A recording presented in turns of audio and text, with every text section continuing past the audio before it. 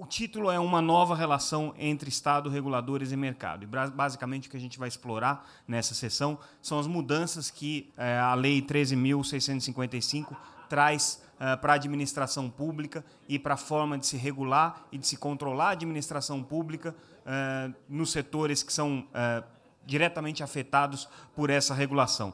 Essa foi uma lei que foi sancionada agora em abril do ano passado, desse ano, perdão, em abril passado. Ela tem impactos muito significativos para o setor de telecomunicações, para a Anatel especificamente, que tem passado aí alguns apuros e algumas dificuldades no seu relacionamento com os órgãos de controle e com o desejo ou a intenção de inovar do ponto de vista regulatório, mas mesmo assim tendo que seguir estritamente o que está na lei. Às vezes, princípios abstratos da lei criam dificuldades para que se possa implementar políticas públicas com efeito prático. E essa nova legislação, essa Lei 13.655, ela, de alguma maneira, permite uma inovação no trato e na administração pública, uma vez que se assegura a possibilidade para o regulado de que aquela legislação que está sendo emitida ou aquela regulamentação que está sendo emitida venha acompanhada fortemente, não só de um princípio, de uma base principiológica jurídica forte, mas também com fatos e dados, análises regulatórias e, enfim, instrumentos de base concreta que subsidiem aquela decisão e que também, de alguma maneira, subsidiem a decisão dos órgãos de controle de, eventualmente, interferir num processo legislativo, num processo regulatório. Então, é uma mudança bastante significativa. A gente convidou um painel bastante amplo de especialistas nesse assunto. Eu convidaria, antes, então, da gente montar a mesa, o nosso palestrante principal, que é o ministro substituto do Tribunal de Contas da União, André Luiz de Carvalho. Eu pediria para o ministro vir ao palco e assumir a palavra, vai fazer uma breve apresentação e depois a gente monta o painel. Peço uma salva de palmas para o ministro, por gentileza. Boa tarde a todas e a todos. Em nome do Tribunal de Contas da União, eu compareço aqui rapidamente para trazer algumas ideias para discussão em relação à Lei 13.655, sobre alguns aspectos relevantes para o controle. O tema é de bastante importância, como já destacado. Eu gostaria, então, de, apenas para a gente se situar, lembrar desse contexto aí, essa frase, né, de Winston Churchill, que é: o sucesso é ir de fracasso em fracasso sem perder o entusiasmo. A gente esquece isso todo dia. A gente sempre acha que o sucesso é o sucesso. Não, é fracasso em fracasso sem perder o entusiasmo. O que significa isso na prática? Se, eventualmente, você teve um eventual fracasso perante um órgão de controle, fique feliz, virá o sucesso. Ou seja, o órgão de controle, na verdade, eu falo aqui, então, em nome do Tribunal de Contas da União, no exercício do controle externo financeiro de recursos federais, ele, na verdade, eu pretendo mostrar em breve, ele é o grande parceiro de vocês. Ele não pretende, de maneira nenhuma, interferir na atuação de vocês, muito pelo contrário, e sim colaborar. Essa tem sido a posição do Tribunal de Contas. Talvez a grande vantagem dessa lei, com os acréscimos à Lei de Introdução às Normas do Direito Brasileiro, é que vai permitir que isso também ocorra nas esferas do Estado, DF e municípios.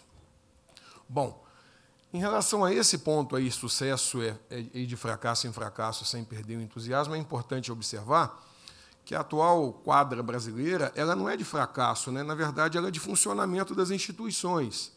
Porque, por exemplo, o que se vê na mídia hoje frequentemente é aquela ideia: o Brasil não está funcionando, há uma crise política, os poderes brigam entre si.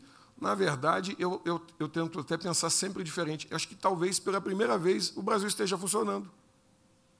Porque nós sempre tivemos muita harmonia entre os poderes, mas quase nunca tivemos independência. E agora nós estamos tendo a independência, isso nos assustou. Mas, na verdade, não é para nos assustar, é para nos deixar felizes, porque eu acredito que talvez estejamos funcionando pela primeira vez na nossa história política, econômica, social. Um outro aspecto interessante, aí aproveitando o contexto atual, inclusive já destacando a importância desse normativo em relação à atuação do órgão de controle, é observarmos o que está acontecendo hoje no Brasil. Hoje, não é do ponto de vista retórico, é hoje mesmo, né? Observe o seguinte: Desde manhã nós vimos aí uma grande paralisação de rodovias, né, de transporte e mobilidade, a partir de uma alta do preço de combustíveis. Isso, de uma certa maneira, não é o setor de vocês de telecom, mas é um setor regulado, né? Petróleo. E observe o que acontece com o órgão de controle. Para o meu espanto, eu fiquei muito... Eu acho que o termo vai ser espanto mesmo. Eu fiquei muito admirado da situação quando eu vi ontem, salvo o melhor juízo, o presidente da Petrobras dizer que ia baixar o preço do combustível. Ué, mas e a agência reguladora?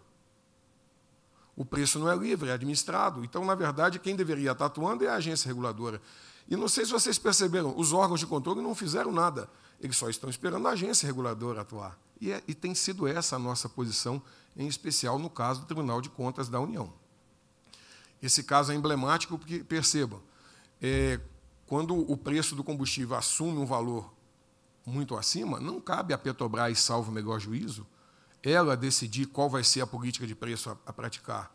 Cabe à agência reguladora, a Agência Nacional do Petróleo, poder se manifestar nesse caso. Até porque, volto a insistir, o preço é administrado. E é esse o ponto, meus amigos. Me permito de chamar de meus amigos, porque a relação aqui é de conversa, né? O ponto central é esse. O órgão de controle, ele é o grande parceiro para exatamente sinalizar essa posição. Petrobras, atue menos, deixe a agência reguladora atuar. O Tribunal de Contas, inclusive, criou, ao longo da sua história, uma jurisprudência que é o chamado controle externo de segunda ordem, que partiu, por exemplo, iniciou, por exemplo, a partir de jurisprudência construída por decisões, por exemplo, do ministro Benjamin Zimmerler. Isso é muito claro. O tribunal nunca atuou de maneira, em primeira ordem, de maneira direta, Tribunal de Contas da União, ocupando o espaço de agências reguladoras. Muito bem. O aspecto central, porque nessa rápida conversa inicial aqui para fazer a contextualização, porque eu acho que o ponto principal é o debate que vem em seguida, é a atuação desse novo normativo, da Lei 13.655, a partir desse contexto aí do processo de juridização. Eu acredito que a maioria aqui não seja da área jurídica, mas isso aí é o nosso dia a dia jurídico e de gestão, né? A norma sendo aplicada por interpretação. E a lei trouxe várias normas de interpretação para o gestor público. Me causou também um certo espanto em relação à lei. Não vai aqui uma crítica, mas apenas uma contribuição. É que essa lei ela foi interessante. Ela se propôs a trazer regras de interpretação para a administração pública, na área de administração, controle e na área judicial. Um controle judicial. Mas engraçado é que, quando a gente olha o dispositivo normativo que foi acrescentado à Lei de Introdução às Normas, a primeira coisa interessante é que essa Lei de Introdução às Normas do Direito Brasileiro era chamada vulgarmente de Lei Geral das Normas.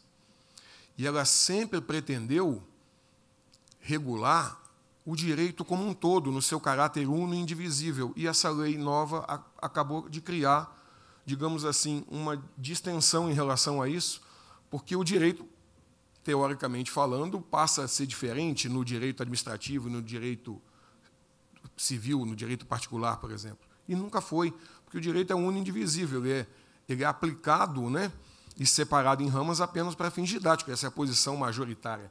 Mas o ponto mais central ainda é que, quando a gente observa os acréscimos legais, e novamente insisto, não vai aqui uma crítica, mas uma observação e até uma contribuição, é que ela se valeu de vários conceitos jurídicos indeterminados, a exemplo de equânime e outros, que certamente vão precisar de regulamentação. Então, é uma lei que se propôs trazer normas de interpretação, mas ela mesma vai precisar ser interpretada por uma outra norma.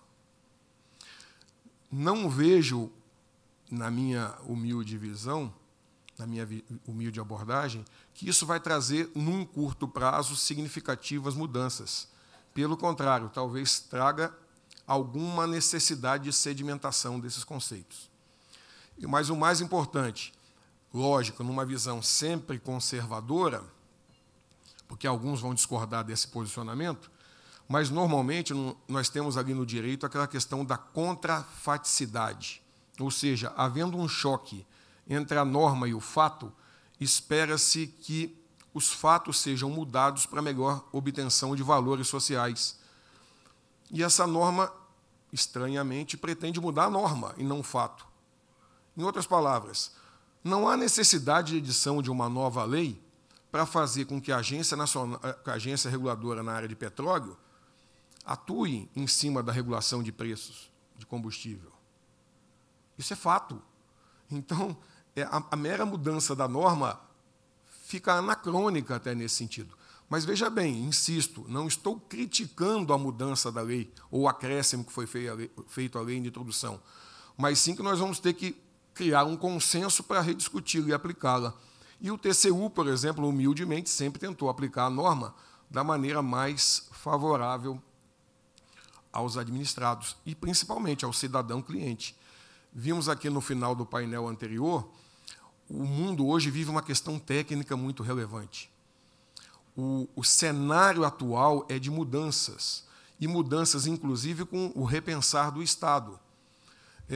Não vou nem citar a área de telecom para não me submeter, né, a grandes discussões, mas vamos citar a área, por exemplo, de transporte e mobilidade urbana. Vocês perceberam que, por exemplo, com os aplicativos que surgiram, inclusive por intermédio da plataforma de vocês, nós temos aí Uber e tantos outros que modificaram a sistemática de serviço de transporte? Eu falei agora pela manhã, porque antes de vir para cá eu estava num outro evento, de uma questão bem interessante.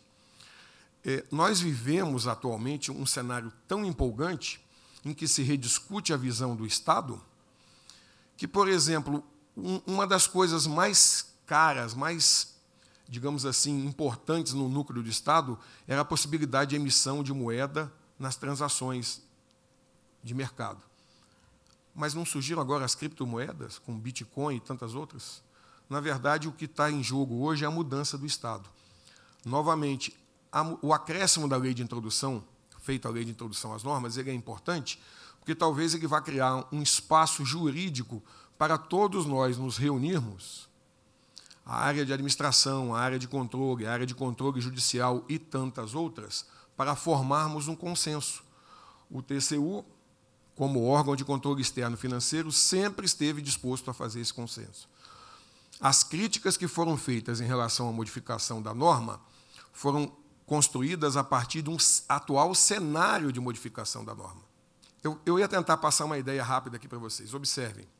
A água é algo fundamental e importante para nós, mas a água administrada num tempo e no lugar errado pode ser prejudicial.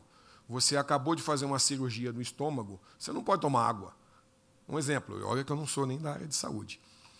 A crítica que foi feita em relação a alguns órgãos de controle sobre a mudança legislativa não é sobre a mudança em si, mas sobre o tempo e o lugar. Ou seja, estamos num quadro de corrupção, em que o Estado pretende coibir e frear esses mecanismos de corrupção que foram criados, que prejudicam a todos nós. Será que a mudança legislativa, nesse momento, permitirá o alcance de todos os valores? Bom, já fechando, porque o tempo está chegando ao final, e vou terminar até antes do meu tempo, para poder partir para o debate, que eu acho que vai ser o aspecto mais importante, eu lanço uma ideia. A modificação trazida pela lei, em relação à lei de introdução às normas, ela diz, por exemplo, que não se deve considerar na aplicação do direito valores abstratos, mas nenhum valor é abstrato. Os valores jurídicos são construídos, como princípio, por exemplo, a partir de consenso e a partir de valores construídos pela sociedade. Não existem valores abstratos. Não é possível dizer que a busca da eficiência administrativa, da moralidade administrativa, seja um valor abstrato, isso é um valor inerente a todos nós. Todos aqui queremos a moralidade administrativa, a eficiência administrativa, mas não como valor abstrato, nunca foi assim. E a norma parecia dizer que foi assim, mas ela nunca foi. Um detalhe interessante é que, de algum modo, eu tenho até um pouco de receio sobre a aplicação da mudança, porque ela fala mais ou menos assim: quando for aplicar a norma, e, por exemplo, inclusive a norma sancionadora, deve-se considerar a situação e as dificuldades reais do gestor público. Isso sempre foi feito. E ela complementa. E os deveres das políticas públicas. Bom, mas aí, então, agora a coisa pode ficar até preocupante e perigosa, porque se agora eu vou ter que analisar os deveres de política pública, então quer dizer que se o gestor não cumpriu o dever de política pública, eu vou poder multá-lo? Com certeza que não. Mas não precisava a norma criar agora esse novo debate sobre esse ponto. Nunca foi assim e nunca será, porque não é esse o consenso no nosso quadro jurídico, político, econômico e social. Bom, enfim, interessante observar que, no espaço do debate, a gente vai poder trocar essas ideias. Do ponto de vista de representante aqui do Tribunal de Contas da União, com todos os seus servidores públicos, eu só tenho a dizer que o Tribunal de Contas da União vai continuar fazendo o seu trabalho de aplicar a norma em benefício de todos, seguindo, sim, a Lei 13.655, que vai requerer um novo consenso de todos os agentes, e contamos com a colaboração de todos vocês. Insistindo mais uma vez, o TCU é o grande parceiro de todos vocês para as coisas do bem. Só deve ter medo do órgão de controle aquele gestor que não procurava o bem social, o bem comum. Esse deve ter medo do Poder Judiciário, do Ministério Público, do Tribunal de Contas.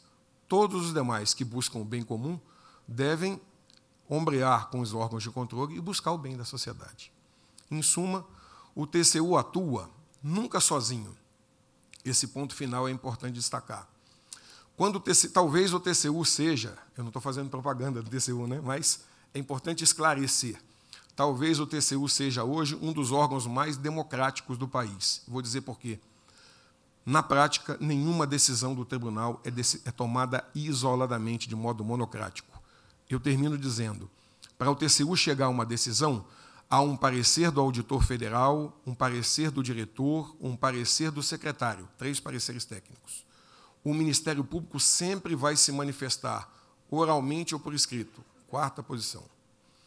O ministro relator tem o seu gabinete, um assessor vai emitir uma 5ª posição. Logo em seguida, o ministro relator forma a sua convicção, 6ª posição técnica. Não fosse o suficiente, ele tem que levar o colegiado para decidir, 7ª posição técnica.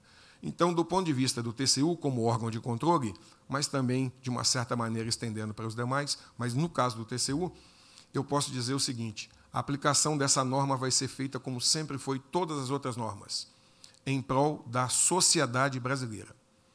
O gestor que buscar as coisas do bem será, como sempre, prestigiado.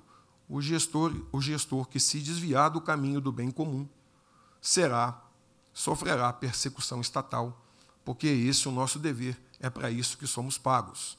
Não há dinheiro público, não existe dinheiro público. O dinheiro que existe aí é o meu dinheiro, o seu, o de cada um, que foi entregue para um condomínio que se chama Estado, que tem um síndico que vai administrar esse condomínio, e todos sabemos, se lá no seu condomínio o síndico não estiver administrando adequadamente aqueles recursos, ele deve ser, no mínimo, retirado do condomínio. Então é isso aí. Agradeço muito a atenção de todos e espero que no debate a gente possa aprofundar essa discussão, enaltecendo a produção da lei, mas mais ainda, enaltecendo a produção do fato jurídico em prol da sociedade brasileira. Muito obrigado.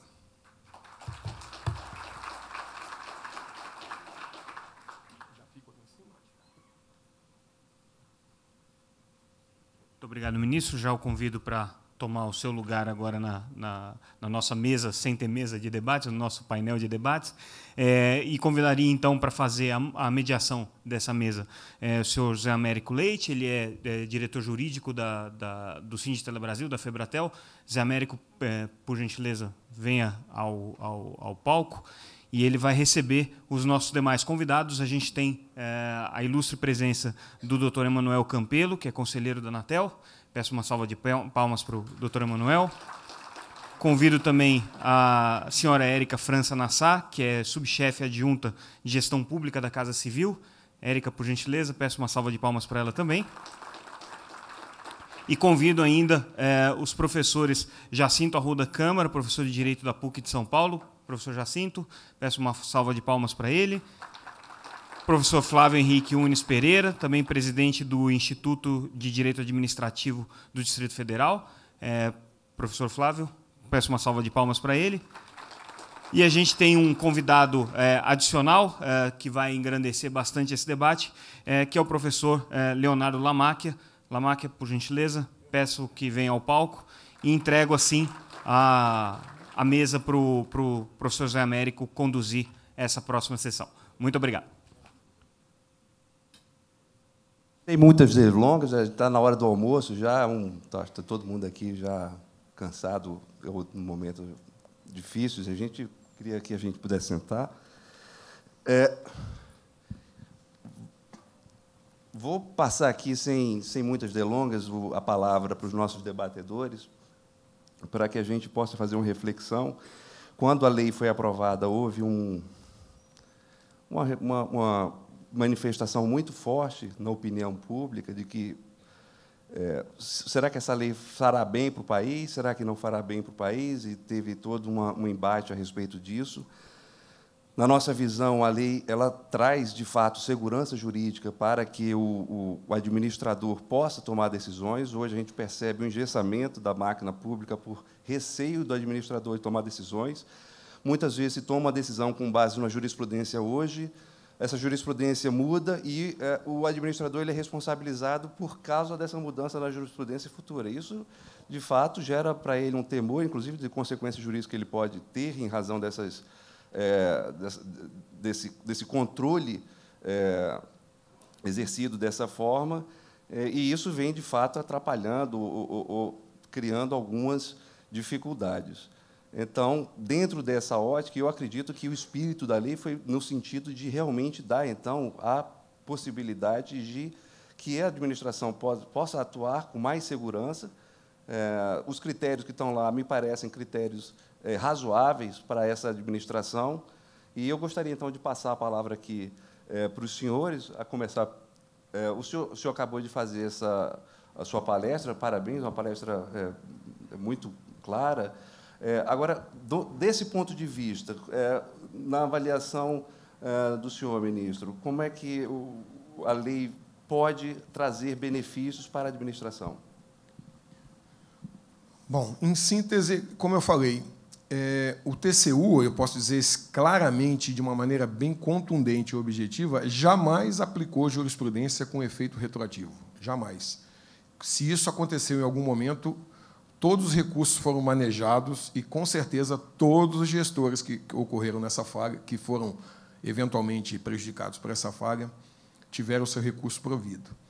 Se não tiveram, foram ao judiciário e conseguiram a devida anulação do tribunal, porque o Tribunal de Contas da União, como todos os demais órgãos de controle, pode cometer erros, né? O erro é intrínseco a qualquer atividade. De qualquer maneira, a grande possibilidade da nova legislação, eu volto a insistir, é a possibilidade de sentarmos para construir um novo consenso. Um novo consenso que o tribunal já tenta fazer há muito tempo, né? No sentido de construir soluções para a melhor aplicação do direito. Mas, para terminar, até porque a abordagem aqui é bem curta e objetiva, eu queria insistir o seguinte: como eu falei antes de vir para cá, eu estava num outro evento que discutia a questão de transportes marítimos e portos. Regulação também foi discutido lá. De uma certa maneira, vocês também estão submetidos ao modelo de controle e regulação. O TCU talvez seja um dos poucos órgãos de controle que tenta, lógico, nem sempre vai ser exatamente assim, mas ele tenta preservar o grau de autonomia e discricionariedade do gestor. Como eu falei, são 7 posições técnicas para o julgamento. Ao final, ainda cabem todos os recursos legalmente previstos. E aí eu devo fazer um registro bem claro. Se, eventualmente, o gestor não conseguiu convencer 7 posições técnicas, é porque talvez ele estivesse equivocado naquele ponto. E volto a insistir, dentro desses 7 posicionamentos técnicos, e o último é sempre proferido por um colegiado, porque o Tribunal de Contas da União nunca tem decidido nada monocraticamente, nenhum ato que possa produzir efeitos sobre a esfera jurídica do gestor, administrador, é tomado de modo monocrático. Então, acredito que só por isso, por ser uma casa democrática, essa aplicação da lei será garantida. Ela é bem-vinda, sim, pelos órgãos de controle, a exemplo do TCU, que represento aqui, e acredito que a maior virtude vai ser prosseguirmos num debate para construir o consenso. A exemplo do consenso na regulação. Hoje de manhã o debate era o seguinte, um ponto até bem questionado. Se quando uma agência reguladora produz o seu poder regulador, se ela interfere no poder legislativo. Eu estava lá como representante do TCU. Eu fui o único que disse que não, que o poder regulador deve ser exercido com um certo grau de autonomia. E até citei um exemplo, porque um dos debatedores comentava, sem lei, a agência reguladora não pode aplicar as suas sanções, as suas atividades de regulação. Eu até mostrei o seguinte, primeiro, que a lei pode inovar no mundo jurídico, criando obrigações e direitos, mas a agência reguladora ela não vai inovar no mundo jurídico, ela vai criar restrições e prerrogativas para, por exemplo, o concessionário, ou, por exemplo, a atividade econômica. E um detalhe mais interessante, que lá de manhã eu fiz questão de pontuar e volto a insistir aqui. Quando eu fiz essa defesa, eu não fiz em meu nome, eu fiz em nome, de uma maneira geral, do Tribunal de Contas da União. Cabe, sim, à agência reguladora ter uma esfera de discricionariedade, e ela impacta, inclusive, na área de vocês, por exemplo, no debate na área de telecomunicações, entre tantas outras áreas. Por quê? Porque o nível de discricionariedade técnica tem sido sempre preservado pelo TCU e continuará sendo a partir da norma. Com uma exceção. Se for observado que, em vez de discricionariedade técnica na busca do interesse público, foi um desvio de finalidade, com eventual abuso, com busca de interesses pessoais, o tribunal, assim como todos os demais órgãos de controle, não se furtará a cumprir a sua missão. É mais ou menos isso aí. Agradeço a oportunidade e reitero as posições. Obrigado. Nós é que agradecemos. Essa atuação discricionária da Anatel, de fato, gera bastante consequências para o setor, bastante. Agora, do ponto de vista da Anatel, a Anatel ela tem o dever constitucional de gerar eficiência no setor de telecomunicação, sua regulação tem que gerar eficiência na modicidade tarifária, no serviço adequado, e, muitas vezes, esse interesse público não é o interesse público da arrecadação. Os órgãos de controle, por exemplo, o TCU, ele, por sua natureza, ele está sempre com esse enfoque na arrecadação e, muitas vezes, pode haver uma aparente contradição se você não privilegiar a arrecadação e, sim, aqueles interesses públicos que estão ali previstos para a Anatel, que são esses da modicidade tarifária, de melhores preços, serviços. A lei ajuda para a Anatel nessa condução desses temas? Boa tarde a todos. Queria saudar todos os debatedores, na pessoa aqui do ministro André, e fazer uma saudação especial ao colega debatedor, Jacinto Arruda Câmara, que o destino nos colocou na mesma mesa de debate, né? Foi uma grata surpresa. E saudar todos os presentes que estão aqui nos acompanhando. Se eu fosse responder essa pergunta de forma lacônica e sintética, eu diria que não. Porque, aí, já motivando, seguindo já o espírito da lei, né, dessa lei, que é exatamente trazer mais transparência, eu acho que a principal motivação, além da segurança jurídica, é trazer um pouco de consequencialismo, né, para a atividade regulatória, para a atividade administrativa, digamos assim. Mas a lei, eu acho que, na verdade, ela, se não for tratada a sua interpretação, e aí entramos nas regras clássicas de hermenêutica, se ela não for tratada com muita cautela, se nós analisarmos essa lei num primeiro momento e seguindo a regra primária, né, sempre a primeira forma de interpretação, que é a interpretação literal, a impressão que nós temos é que a lei vai induzir a uma completa paralisia da administração pública. Porque, no momento em que a lei ela traz uma obrigação para o gestor de... E aí vem a questão também dos valores jurídicos abstratos. Eu não sei exatamente o que é que se quis dizer com isso. Se são conceitos jurídicos abstratos, princípios jurídicos abstratos, o que é que exatamente se quis dizer com essa expressão. Mas, quando se faz essa vedação e se exige do administrador que preveja todas as consequências para os seus atos e vai mais além, entre tudo aquilo que for possível, entre as soluções que forem possíveis. Ou seja, eu tenho tanto a obrigação do administrador de prever todas as soluções para aquele problema, e, além das soluções, as consequências que essas soluções terão. Imagine isso no mercado de telecomunicações. Colocar na motivação e usar isso como motivação. Ou nós teremos um inchamento da administração pública como um todo, ou nós vamos ter que interpretar essa lei com muita parcimônia. Porque, senão, ela vai induzir uma paralisia. E aí vai depender muito, e aí, ministro, me permita, da posição dos órgãos de controle. Porque, efetivamente, se os órgãos de controle passarem a exigir isso do administrador, sem dúvida nenhuma, é o pior cenário é o que nós vamos ter, essa paralisia administrativa. Com relação eu, inclusive, recebia algumas mensagens de colegas juízes, né? Eu tive 4 anos, passei 4 anos no Conselho Nacional de Justiça, e eles me perguntavam, olha, e citavam exatamente a questão dos valores abstratos. Eu não sei mais como decidir, porque eu tenho que prever no mundo jurídico todas as soluções possíveis, as consequências, escolher uma no final como conteúdo decisório, como dispositivo. Quer dizer, imagine exigir isso de um juiz de uma comarca que tem milhares de processos aguardando sentença, ou de um ministro de um tribunal superior, para ir mais além, que recebe no seu gabinete 17 mil processos para julgar em um ano. É completamente impraticável. Então, a interpretação que eu fiz primária dessa lei foi a pior possível. E o que vai acontecer na prática, e aí me permitam, já que a lei mais parece uma lei voltada a regular o mercado de futurologia e esoterismo, né, nesse sentido, do que propriamente o mundo real, é que o que vai acontecer é que o Poder Judiciário e a magistratura vai continuar funcionando do jeito que funciona hoje, daqui a 10 anos. Essa lei não vai ser aplicada para o Poder Judiciário, por quê? Porque o Poder Judiciário, a magistratura, possui prerrogativas anteriores que permitem isso.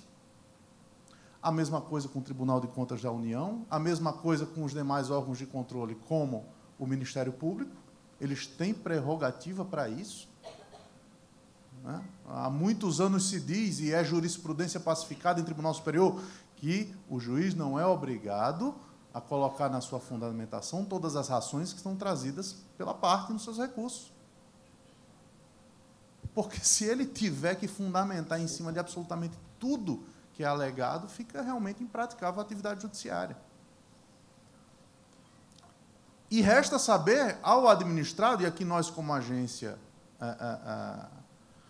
fica essa preocupação, o que será exigido do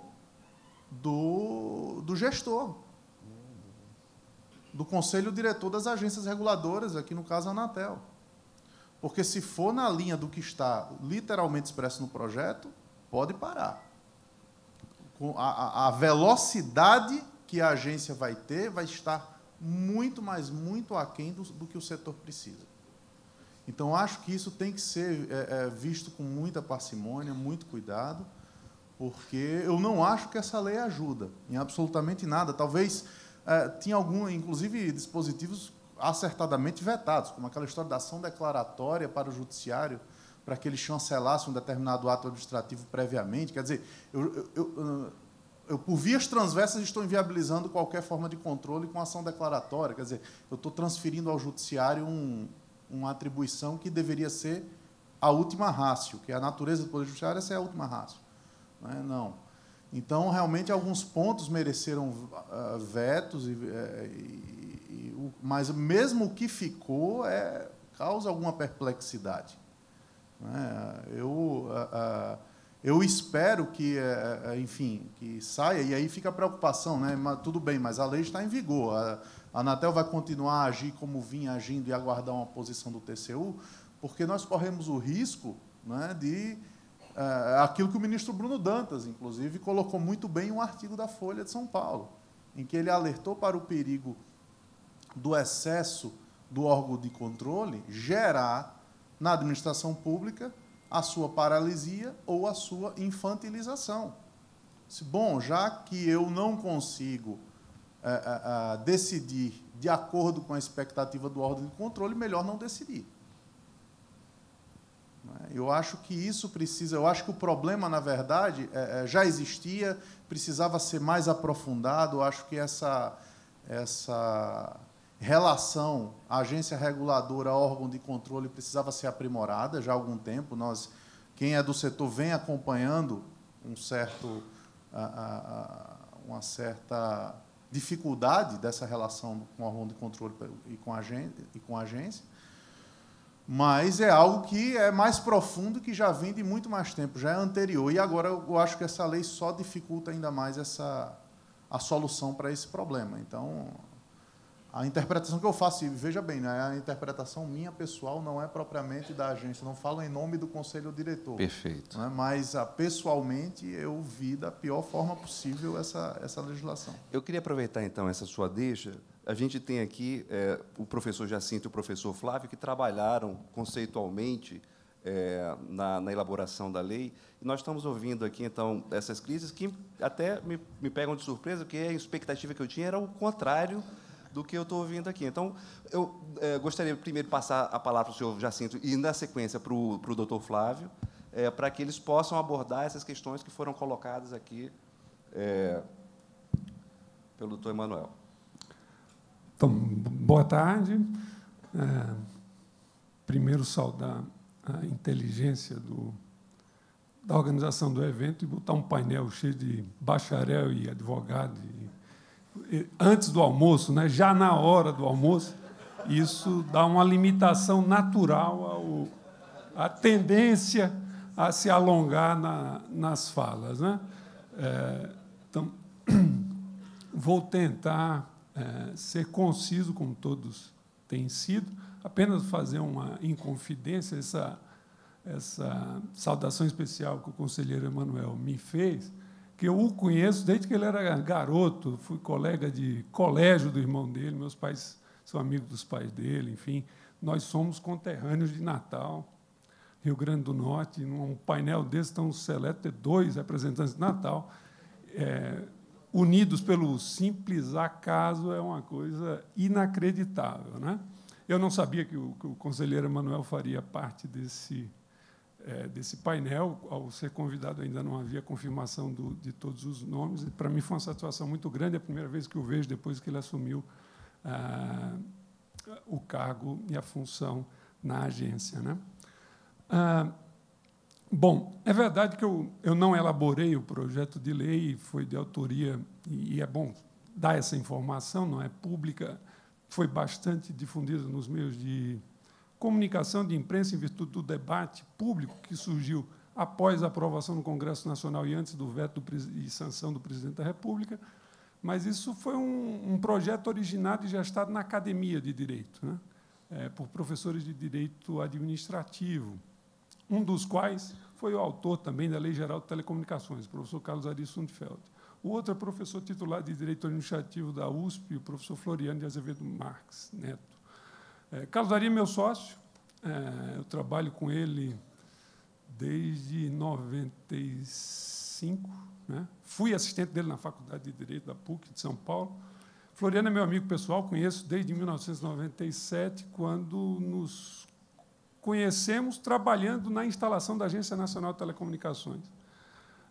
Eu comecei a trabalhar, eu fiz trabalho infantil também, para revelar a vocês, comecei a trabalhar com 12 anos, não fico imaginando que eu sou aqui um Matusalém. Mas, enfim, eu participei de algumas dessas ideias e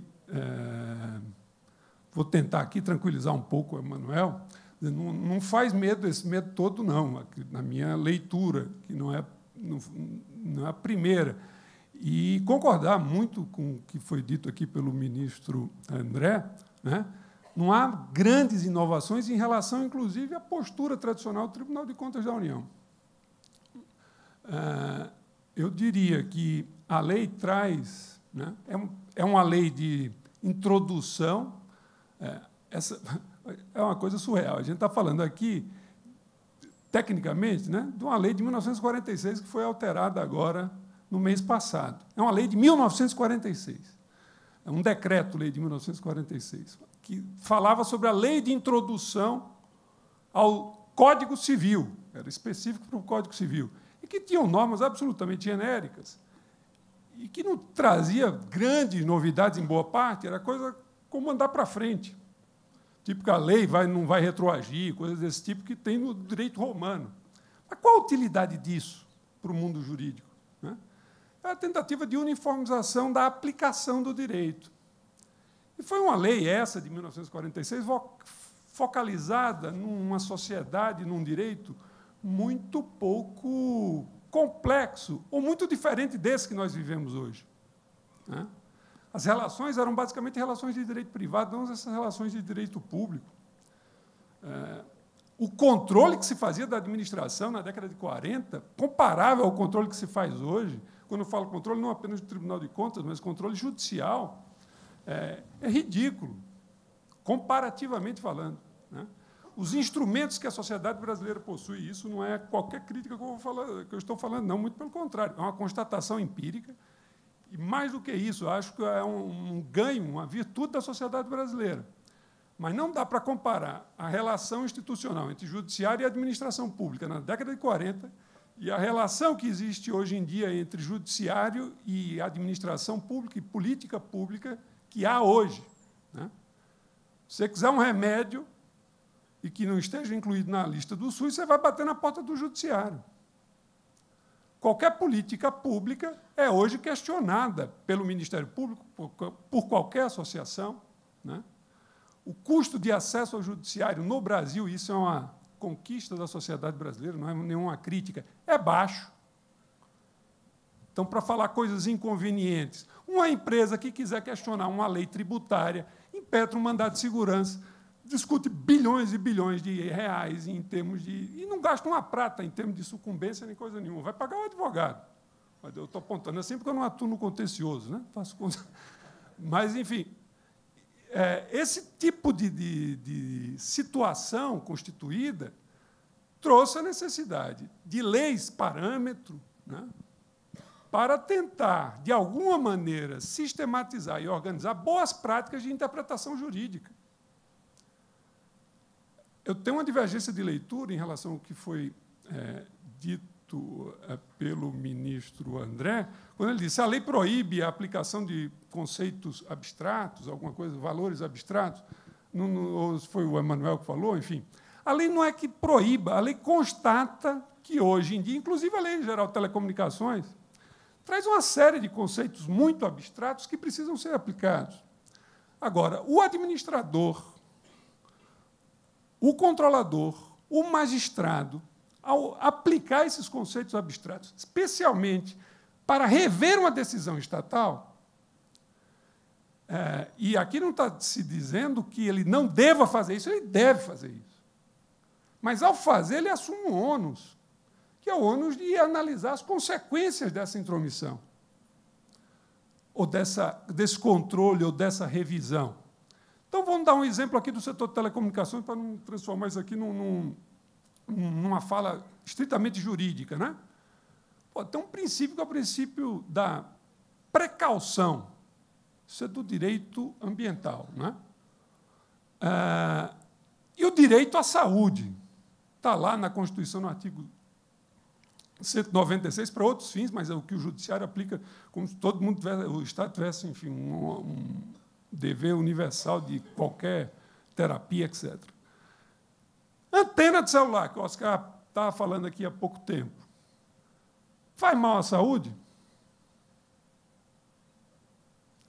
Faz, não faz? É possível juntar um calhamaço dessa idade dizendo que não faz e outro tanto dizendo que faz.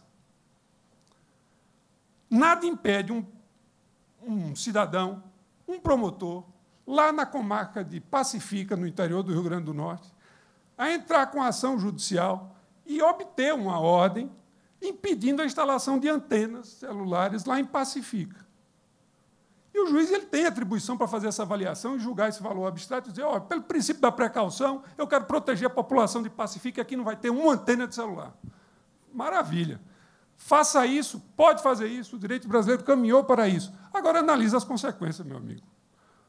Você está fazendo o quê com essa decisão? Né? E essa é uma atribuição e é um ônus da sociedade atual. Quer dizer, a Agência Nacional de Telecomunicações ou qualquer outra entidade reguladora assume e tem uma prerrogativa muito importante. Ela produz norma, sim. Ah, não é lei? Não é lei porque o legislador produz norma mais forte do ponto de vista jurídico do que da Anatel. Agora, dizer que as condições de interconexão foram estabelecidas na Lei Geral de Telecomunicações, só quem é do setor, quem não é do setor, para saber que é o que não. Tem 2, 3 regrinhas muito abstratas, né? Preço justo, tem que ser cobrado, diabo é preço justo, enfim. As condições de interconexão foram estabelecidas pela Anatel, ela tem poder para isso, né? Agora, tem um ônus para isso, um ônus de motivar. E a Anatel vem se movimentando. Aliás, o dever de motivação já está na Lei Geral de Telecomunicações desde 1997. E há toda uma tendência regulatória, que não é de hoje, que não veio da lei, de tentar cada vez mais sofisticar esse processo de motivação, atribuindo consequências aos seus atos, inclusive os atos abstratos. Estudo de impacto regulatório. Cara, é muito bonito você pedir para trocar tomada de 2 buracos para 3. Quanto é que custa isso, pô? Isso não foi da Agência Nacional de Telecomunicações. Minha ignorância não chega a esse ponto. Eu sei que não foi. Mas, enfim, qualquer medida regulatória, por mais bem intencionada que seja, né, precisa ser avaliada quanto ao ponto de vista de suas consequências. Eu diria até que essa prescrição normativa é óbvia, né? Isso decorre de uma boa prática. E, no campo do controle, eu vou só mencionar aqui alguns aspectos, e concordar também com o que o ministro já disse, o Tribunal de Contas ele tem jurisprudência já antiga. Posso citar aqui um exemplo rápido. Concurso público em empresa estatal. Deve ser feito ou não deve ser feito? Perguntar essa coisa hoje, em 2018, é ridículo. Mas em 1988, quando a Constituição foi editada, ninguém sabia ao certo se deveria ou não deveria realizar concurso. O Tribunal de Contas da União só veio bater martelo em 1992 sobre essa questão e regularizou tudo que tinha sido feito antes. A interpretação do direito é o que está criando a norma, é o que diz a lei. Isso é uma proteção imensa para os gestores e também para os administrados, né? O que um setor, qualquer setor que é administrado, que a sociedade precisa do ponto de vista do direito, né, é ter segurança e previsibilidade, né? A lei, por si só, não vai trazer isso. É necessário que as instituições forneçam isso. E as instituições fornecerão isso mudando e adotando padrões de conduta gerais que, muitas vezes, já adotam. Mas, aqui e acolá, pode ocorrer um desvio, ou algum tipo de falha nessa relação e que causa ônus pesados. Vou encerrar aqui, eu não sei quanto tempo, eu não estou completamente perdido em relação ao horário, mas, enfim, para encerrar, vou registrar aqui um exemplo que eu acho que é contundente disso. Algo que o professor Carlos Ari, num artigo acadêmico, chamou de apagão da caneta, né? A dificuldade de se obter certas decisões no nível administrativo. E, no setor de telecomunicações, que há uma agência qualificada de regulação, né, talvez algumas crises ou alguns problemas pudessem tranquilamente ser decididos na esfera administrativa, mas como importa um ônus e um risco, inclusive pessoal para os agentes, né, esse tipo de decisão é transferido para o legislativo, ou simplesmente não é tomado. A lei não tem, acredito eu, nenhum traço que venha a proteger servidor ímprobo, corrupto. A ideia é justamente, mais uma vez, para concordar com o ministro André, a lei é para proteger o gestor probo, que corre um risco, muitas vezes, parafraseando também o que foi dito, de que sua visão de bem comum não coincida com a visão de bem comum de um promotor, de um juiz, de um controlador. E, por causa disso, se sujeita, se não a uma sanção definitiva, pelo menos, há uma via crucis de defesa e de processo de instabilidade emocional que prejudica. Ou prejudica pessoalmente, isso deve ser levado em conta, e prejudica institucionalmente e a sociedade brasileira, porque inibe tomadas de decisões muito mais céleres em virtude dessa instabilidade. A lei não vai solucionar isso de uma hora para outra, né? Mas, enfim, só esse debate aqui que está ocorrendo, e é auspicioso que ele tenha ocorrido, né? E venha a ocorrer cada vez mais, só a interlocução de órgãos de controle com o judiciário para refletir a respeito desses aspectos, isso pode trazer como consequência positiva uma aceleração da eficácia dessa norma, para que a sociedade brasileira atinja, com isso, uma maior segurança e estabilidade. Era basicamente essa mensagem que eu gostaria de passar. Professor, aproveitando a sua fala, sempre, e já passando para os colegas de mesa, sempre que se sentirem perdidos em relação ao tempo, basta lembrar que estamos na hora do almoço. Professor Flávio, o senhor trabalhou muito perto do senador Anastasia na elaboração dessa norma e me pareceu que a norma se destinava ao administrador para lhe dar segurança. Então, é muito surpreendente a gente ver uma leitura feita pelo administrador, como foi feita aqui pelo conselheiro Emanuel. Sem dúvida. Qual é a tua visão? Primeiro, de perplexidade, já que a palavra foi usada. Perplexidade é imaginar, por exemplo, que a gente interpreta uma lei a partir de critérios absurdos. É óbvio, se lê a lei para dizer, então, que o administrador ou os órgãos de controle têm que prever e imaginar tudo que possa acontecer, é claro que essa lei não para em pé. Nenhuma lei vai parar em pé se eu imaginar na teoria do causa do absurdo. Até porque o abuso é inerente ao direito. Então, uma regra, em tese, sempre pode ser abusada. Se eu for para o critério do abuso, nenhuma norma fica em pé. É óbvio, ululante, me desculpe, que a lei, quando diz que o órgão de controle, os administradores, devem levar em conta não apenas valores abstratos, mas têm que considerar também as consequências, é à luz do que está no processo, daquilo que foi argumentado. Sim, com a devida vênia, discordo. O julgador, muito embora a jurisprudência coloque de modo adversa, ele é obrigado, sim, a discorrer, os órgãos de controle, sobre todos os fundamentos apresentados, sim, salvo se, ao decidir prejudica os demais. Por exemplo, tem prescrição. Eu reconheço a prescrição, não preciso falar dos outros. Agora, se a parte, se o mercado, se o interessado, se aquele que vai ser afetado por uma decisão estatal, aduz argumentos com autonomia, que ele, independentemente do outro, pode fulminar aquela interpretação ou aquele ato, ele tem que ser considerado. Isso é o dever de motivação, isso é o preço de um Estado democrático de direito. O que me causa espanto é um órgão de controle ter tanta aversão ao controle. É como se um veterinário tivesse antipatia de bicho. Ora, a questão é a seguinte, quando se diz que meu pai foi prefeito, vou dar um exemplo, meu pai foi prefeito, me ligou um dia, Flávio, o Tribunal de Contas do Estado de Minas acabou de sair uma decisão dizendo assim, suspendendo a coleta de lixo, porque teria uma irregularidade na licitação. Falei, pai, isso aí, né? A vida segue. Flávio, o que eu faço? Falei, pai, lê a decisão. Flávio, vou ler para você. 2 parágrafos. Suspende. Quem coleta o lixo no dia seguinte? Consequência disso, ou seja, será que o órgão de controle não tem que dizer que está autorizado pelo prazo de 6 meses uma contratação emergencial, impondo ao administrador o novo procedimento licitatório? Aí, sabe, eu falei, pai, você tem que fazer um contrato de emergência. Fez, sabe o que o Ministério Público faz? Entra com uma ação de improbidade. Como é que faz? Claro, meu pai não foi candidato à reeleição, meu pai foi reitor de uma universidade federal, nunca se enveredou na política, resolveu, por desgraça de conselho meu, que falei essa bobagem para ele, se lançou candidato, não foi eleito, caçou o outro, porque houve abuso, entrou na prefeitura com a máquina rodando, com um monte de problema, e não se candidatou à reeleição. Não tem como uma pessoa dar conta de um negócio desse. E aí, na hora que você pede para os órgãos de controle e para a administração pública levar em conta aquilo que foi aduzido ou aquilo que é reflexo inerente ao problema colocado, falam que isso é futurologia, que isso é inexequível, que isso é impossível. Como pode ser impossível. É lógico que isso vai dar muito mais trabalho. Eu fui assessor no STJ.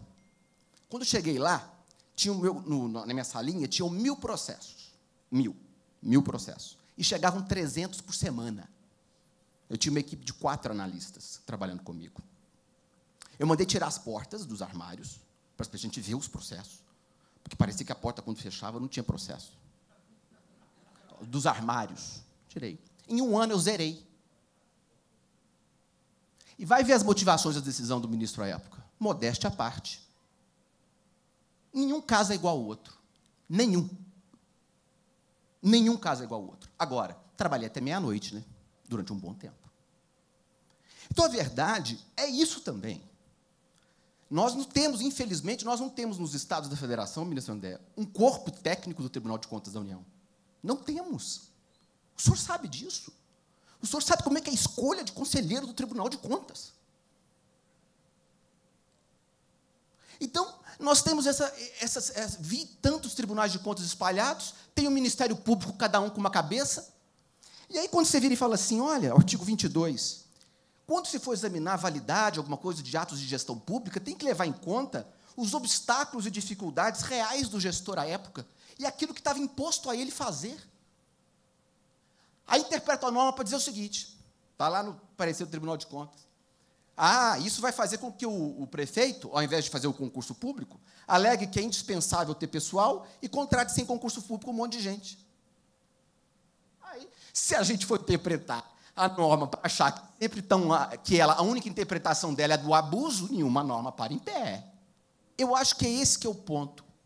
A gente quer autoridade dos órgãos de controle, mas a gente quer responsabilidade. Autoridade sem responsabilidade não. É isso.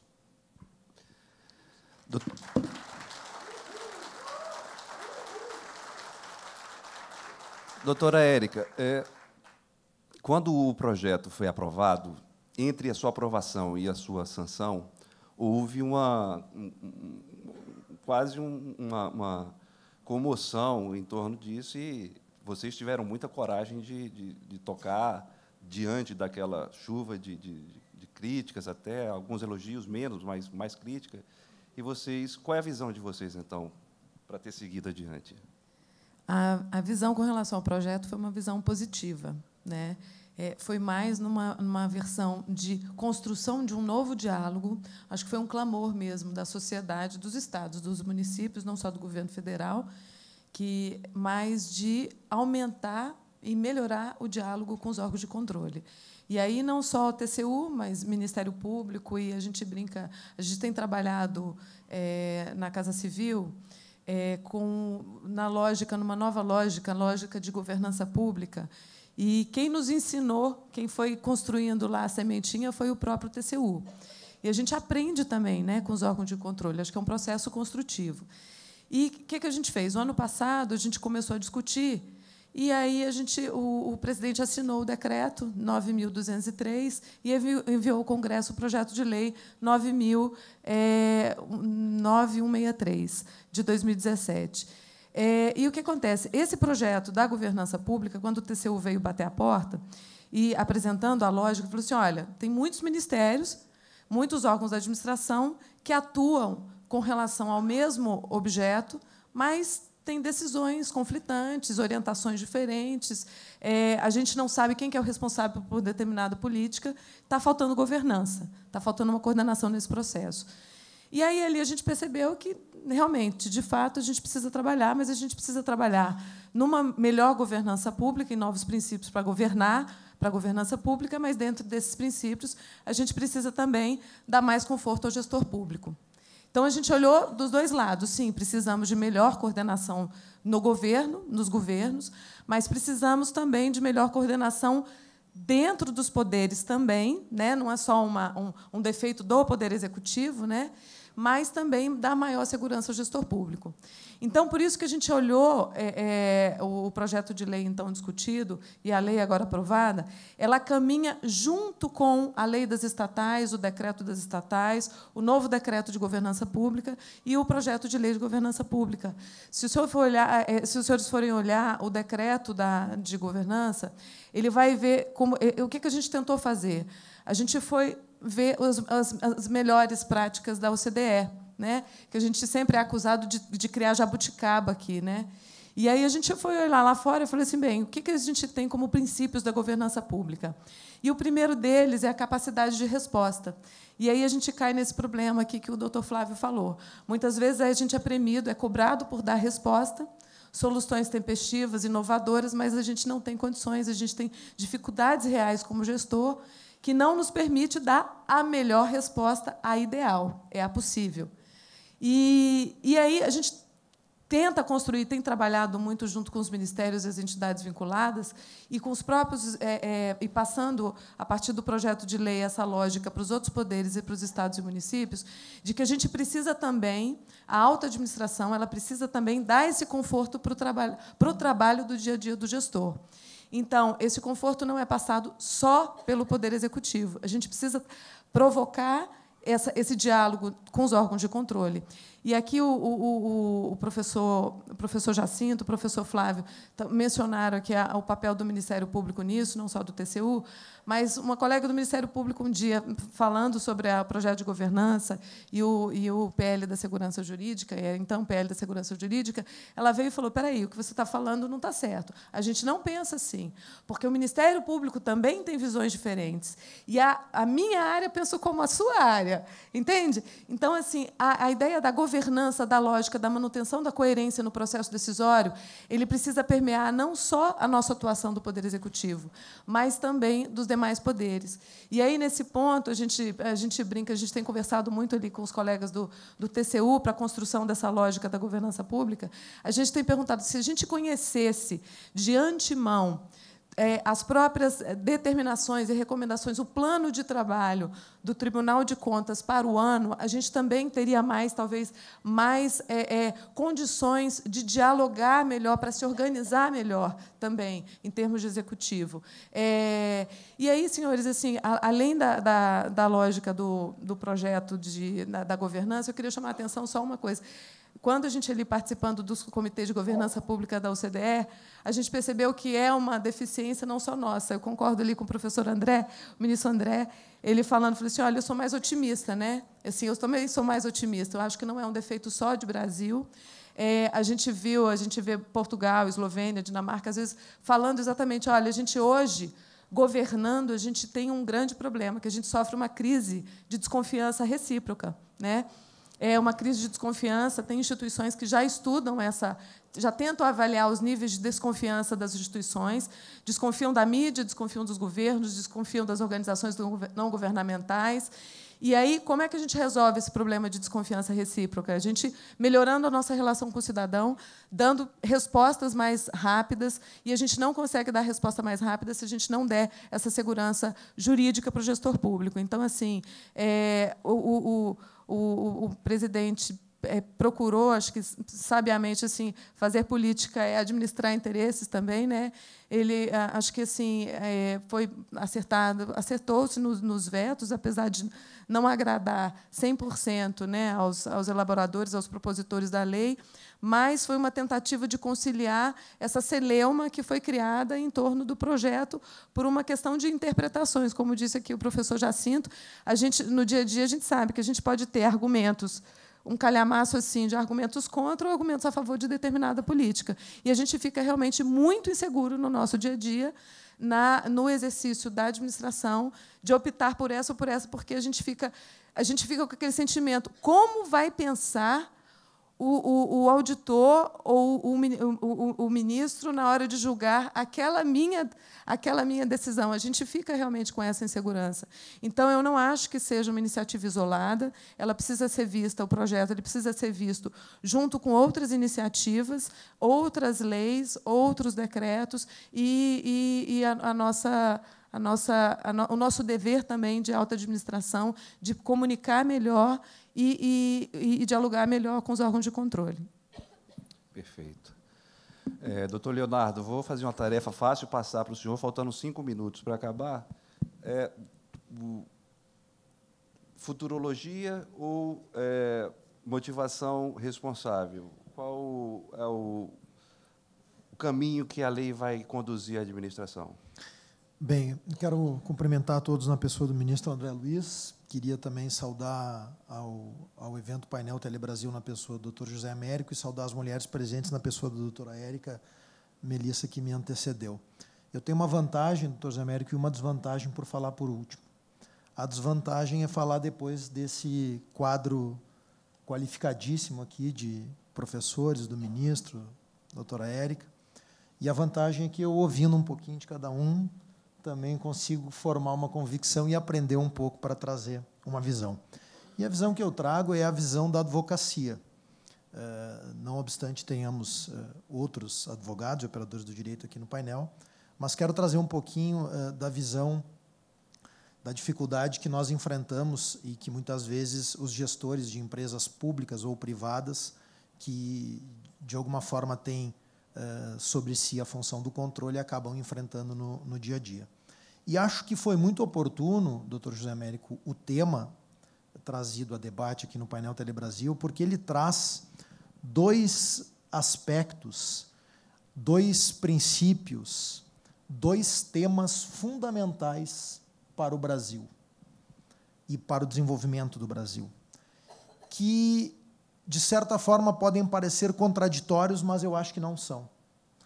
E aí, neste exato aspecto, que vejo com bons olhos a vinda desta legislação. Eu falo dos 2 aspectos, da impunidade e falo da segurança jurídica. O combate à impunidade que o Brasil está travando, e o ministro André, com propriedade, citou essa temática, ele é fundamental para nós termos uma nação melhor e, quem sabe, um dia desenvolvida. Nós não podemos retroceder em nada no avanço de combate à corrupção que o Brasil teve e está tendo nos últimos anos, mercê do trabalho do controle, do Tribunal de Contas da União, do Ministério Público, do Poder Judiciário. Por outro lado, falta para o Brasil, há ainda muita impunidade, e falta para o Brasil segurança jurídica. E vejam, doutor Zé Américo, que a segurança jurídica ela acaba repercutindo também no combate à impunidade, porque é a partir de um país que tem a segurança jurídica que nós vamos conseguir ter investimentos e empresas que sustentem esta pesada máquina estatal brasileira e que, em determinados setores, continuará sendo necessária que seja pesada, por exemplo, para o combate à impunidade e à corrupção. E o pesada que eu digo não é no sentido ruim, é pesada porque nós poderemos e teremos que ter estruturas adequadas para combater a corrupção, mas nós só teremos isso porque o Estado não vive de si. O Estado vive do desenvolvimento econômico, da geração de emprego, renda e tributos. A partir daí é que o Estado brasileiro vive.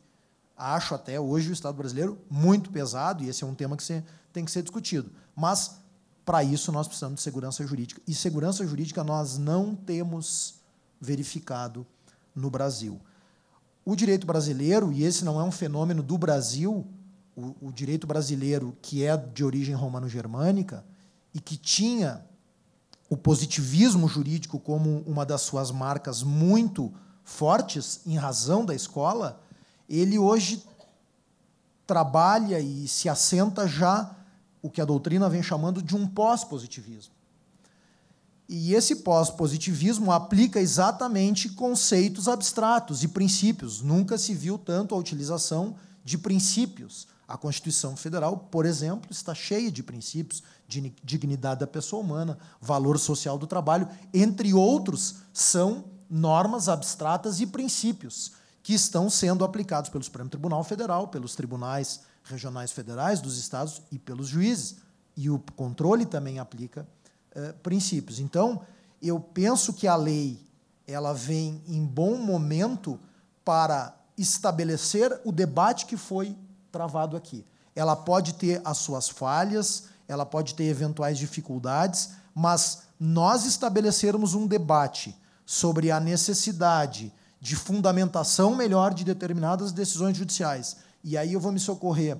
O Flávio deu um exemplo, o professor Flávio deu o exemplo do pai dele, e nós, lá no estado do Rio Grande do Sul, onde é o meu estado, onde fica o meu escritório de advocacia, nós tivemos uma Câmara chamada Câmara dos Prefeitos no Tribunal de Justiça.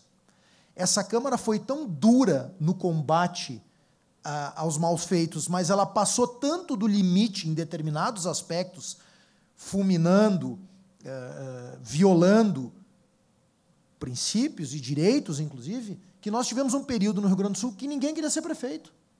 E aí se afasta o bom homem público da vida pública, porque só vai concorrer a um determinado cargo público ou exercer um cargo público aquele que não tem nada a perder, se o controle passar do limite do razoável. E o limite do razoável é a aplicação estrita da lei. Eu dava um exemplo aqui para o doutor José Américo antes, que estou vivenciando lá no Rio Grande do Sul.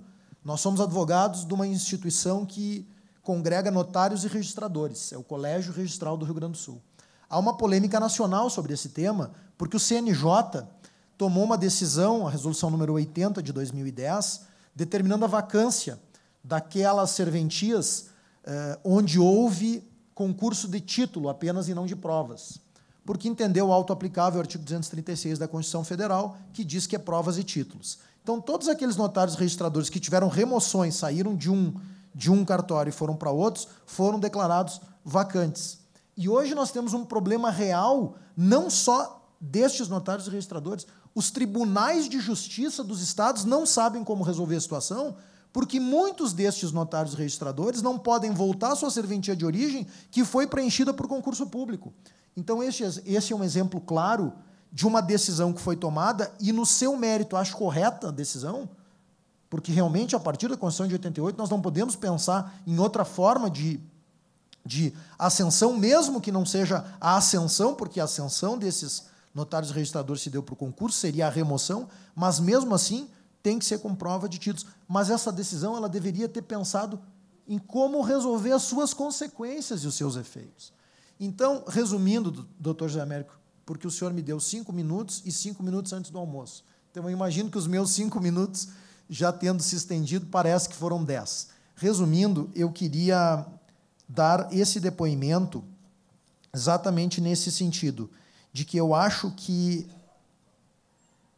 o debate, a dor, quando há dor é porque nós estamos detectando alguma coisa e avançando. Então, o fato de nós termos o debate instalado a partir da lei, eu acho que vai nos possibilitar ter melhores decisões administrativas, quiçá algumas judiciais, e se a lei não é o ideal, vamos aperfeiçoá-la. Mas que nós precisávamos avançar nesse tema, precisávamos.